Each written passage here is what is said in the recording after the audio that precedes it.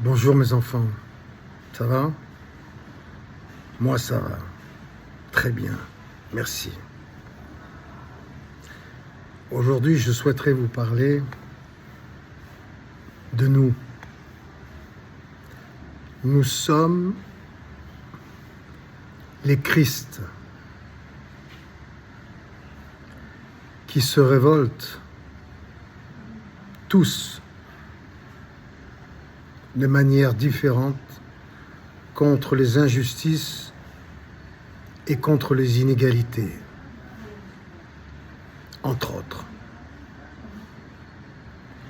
Et nous finissons, quel que soit le chemin que nous choisissons, quelle que soit la forme de révolte, qu'elle soit saine, juste ou pas, qu'elle se manifeste par un comportement respectant les lois ou pas, nous finissons sur la croix, c'est-à-dire nous en souffrons.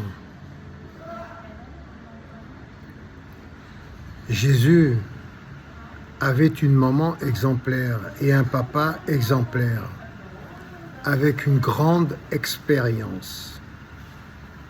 Mais il fut livré à lui-même à l'adolescence, car son père disparut, son père sur la terre, son père adoptif. Et peu importe si c'est son vrai père, son père naturel ou pas, si c'est un enfant hors mariage ou pas, tous les chemins mènent à Rome, dans le sens où nous avons beau avoir une excellente éducation, voire la meilleure. Il est évident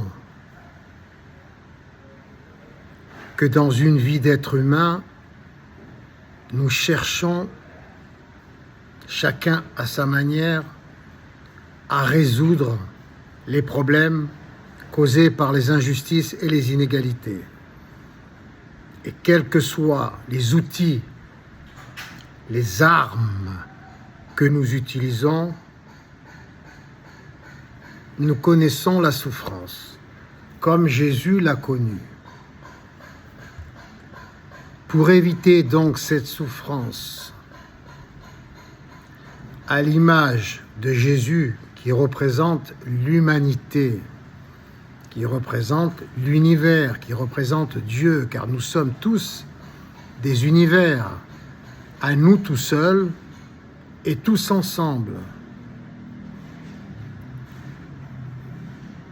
L'exemple de Jésus démontre que personne n'est à l'abri d'être à la merci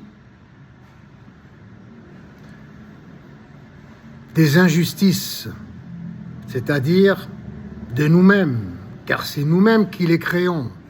Nous les créons et nous les subissons. Le fait qu'il eût été dans le temple, entre autres, pour donner cet exemple flagrant, pour que nous puissions comprendre, le fait qu'il eût été dans le temple et qu'il se révolta contre les marchands, car il faisait de la maison de Dieu un lieu de commerce, comme si Dieu avait besoin d'une maison. Déjà d'une, le pauvre, Jésus, et en plus,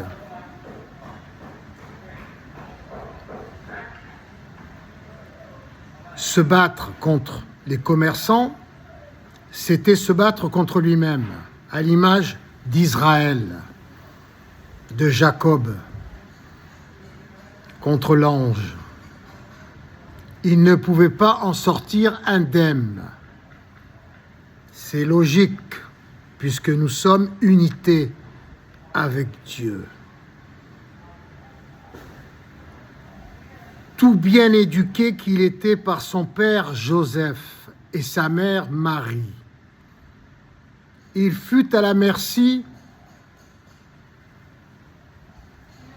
de son ignorance, de lui-même, de nous tous, de notre organisation sociétale.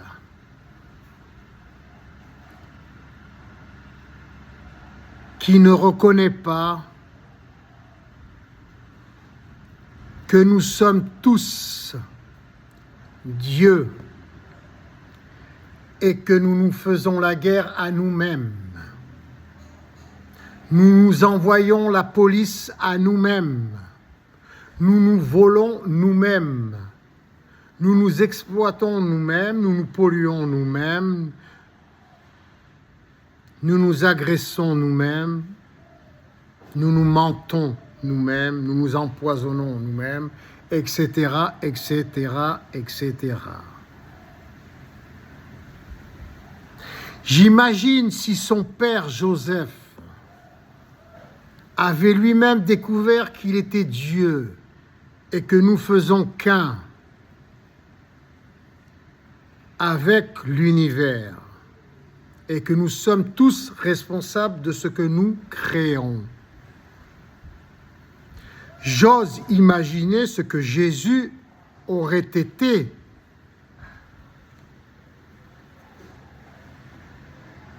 Il n'aurait sûrement pas fini sur la croix.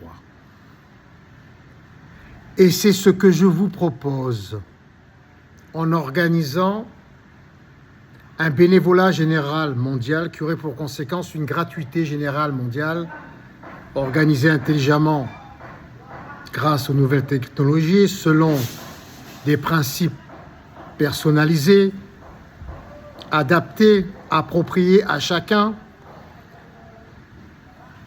pour que nous ne soyons plus limités pour organiser une société sur mesure pour chacun, pour que nos enfants et nous-mêmes n'ayons plus peur d'être arrêtés par la police, d'être jugés par la justice et condamnés et emprisonnés, ou assassinés, ou volés, ou agressés. En tout cas, maltraités de toutes les manières possibles et imaginables. Car prenant conscience que nous faisons qu'un avec Dieu, que nous sommes lui et qu'il est nous, et que nous organisons une société saine, sur mesure, qui correspond à ce que nous sommes, la police, la justice changent de visage. Et nous n'avons plus rien à craindre pour nous-mêmes et pour nos enfants. Car la police et la justice deviennent à ce moment-là des éducateurs, des guides, des formateurs, des accompagnateurs, et non plus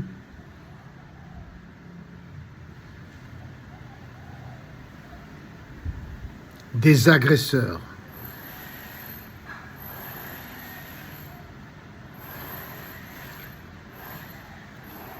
Qui nous agressent, qui s'agressent eux-mêmes.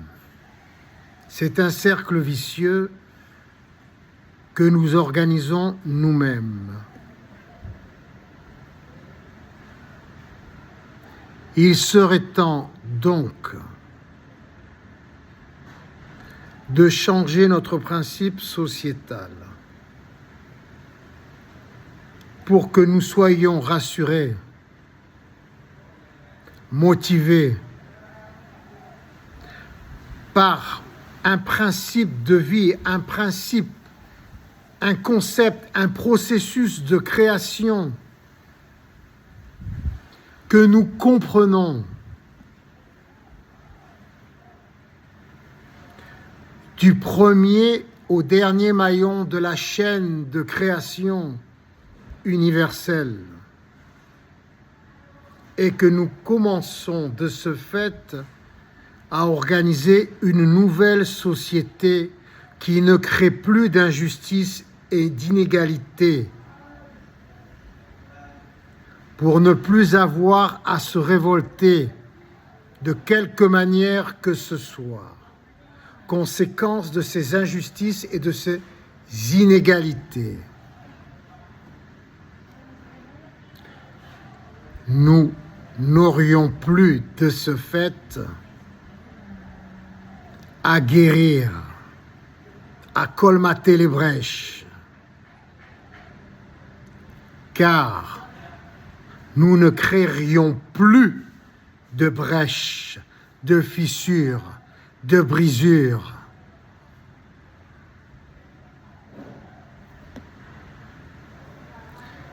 Car nos ancêtres l'ont très bien compris. L'Apocalypse existe depuis toujours. La création du monde est un apocalypse. C'est une explosion cosmique. Et tout ce qui s'ensuit aussi.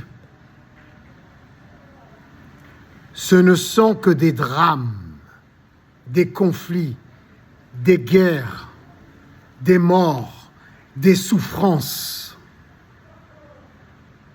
Il est temps de comprendre que le Messie a toujours été là, car nous sommes le Messie. Nous sommes les enfants qui se révoltons contre les injustices et les inégalités depuis toujours. À partir de là, il était facile d'écrire des livres sacrés intemporels, car tout existe depuis toujours, si on sait l'observer, l'analyser, l'étudier. Le retour de Jésus-Christ,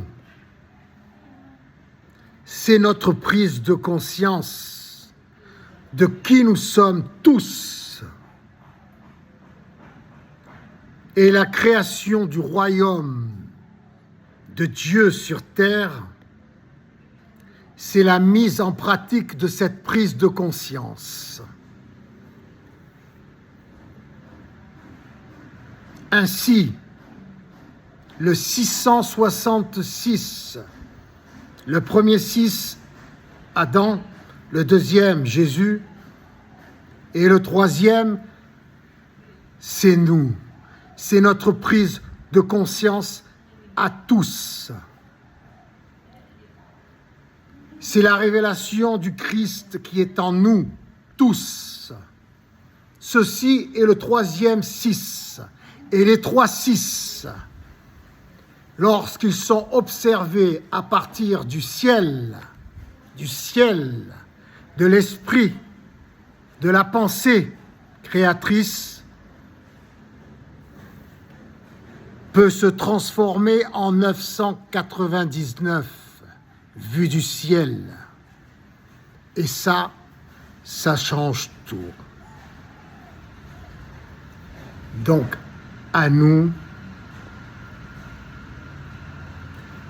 de choisir notre position.